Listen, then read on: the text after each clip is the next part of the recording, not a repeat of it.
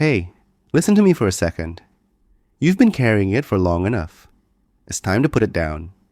That weight on your chest. It's become so familiar, hasn't it? So constant that you've almost mistaken it for home. But that weight was never meant to be your address. You weren't born to be a storage unit for other people's pain. Think about it. Every little hurt you've collected has become a rock in your pocket. Every disappointment, another layer of armor that feels more like a cage than a shield. You're walking through the world weighed down by experiences that were never supposed to define you. And there's a voice in your head, a quiet whisper, that tells you carrying this load is proof of your strength, that enduring it makes you noble, that suffering in silence makes you worthy. That's a lie. It's a myth we've been sold that turns our pain into our identity.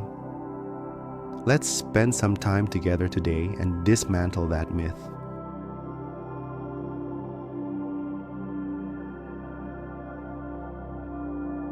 Your shoulders were designed to carry your dreams, not your disasters.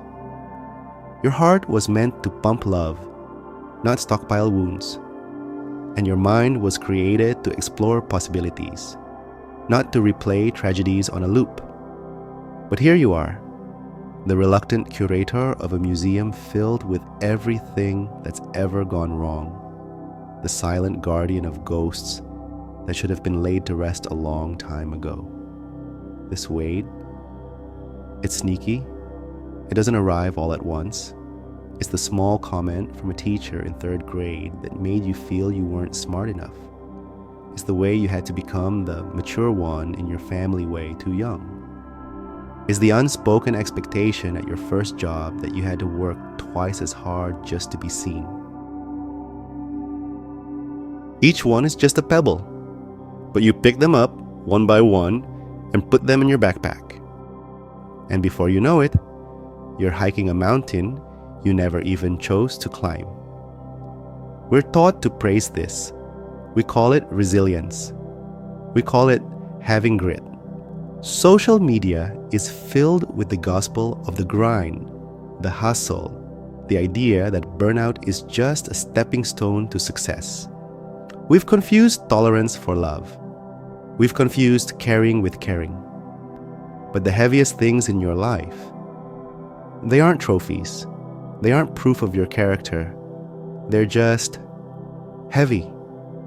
And heavy things, no matter how long you've been carrying them, can be put down.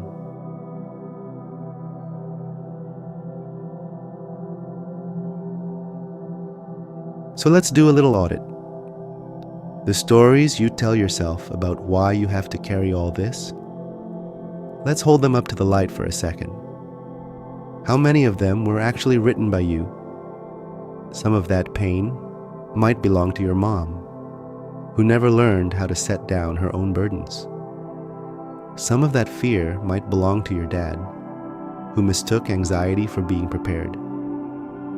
Some of that shame belongs to the voices that spoke over your life before you even had the words to defend yourself.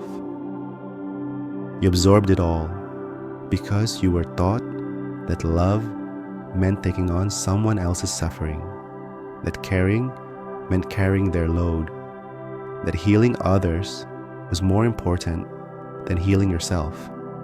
But love isn't martyrdom, and caring for someone doesn't mean you have to consume their pain. Healing others while you yourself are bleeding out isn't noble, it's self-abandonment. No, listen to me. You've carried it long enough. It's time to put it down. I know your ego might protest. It's built a whole kingdom around the identity of being the survivor. The strong one, the one who can handle what others can't. But real strength was never about the performance of suffering. True strength isn't about how much you can carry. It's about knowing what is yours to carry in the first place.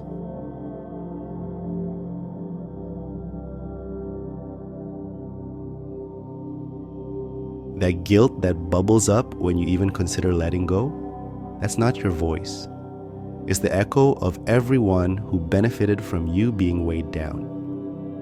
Their need for your sacrifice does not make your sacrifice a requirement.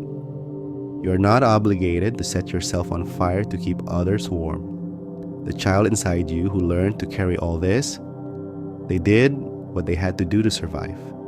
Honor them, thank them, and then give them permission to finally rest. Survival served its purpose.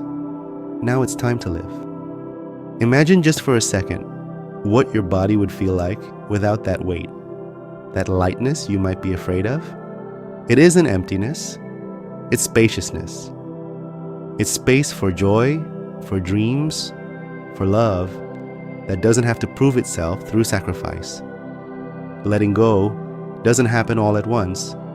It happens in the small choices. It's choosing to take a 10-minute break. It's saying no to a plan you don't have the energy for. It's choosing to meet your own needs. Every time you set something down, you remember what your hands were actually meant to hold.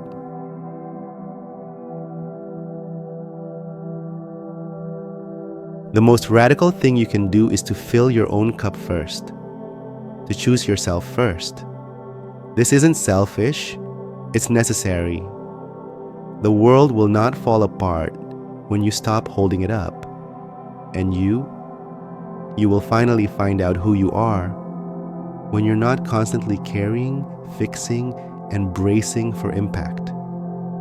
You will remember that you are more than your ability to endure. Your wonder and curiosity, your laughter and lightness. You are a dream that has been waiting patiently underneath the weight.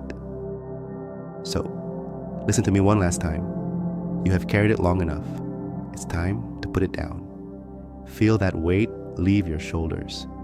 Notice your posture change. Feel your heart open up. This isn't a loss. This is a homecoming. A return to yourself. A return to lightness. A return to the truth of who you were always meant to be. If this hit you in the chest, even just a little, hit that like button so I know I'm not talking to the void. And subscribe if you're ready to keep putting the weight down, one breath at a time. I'll see you in the next one.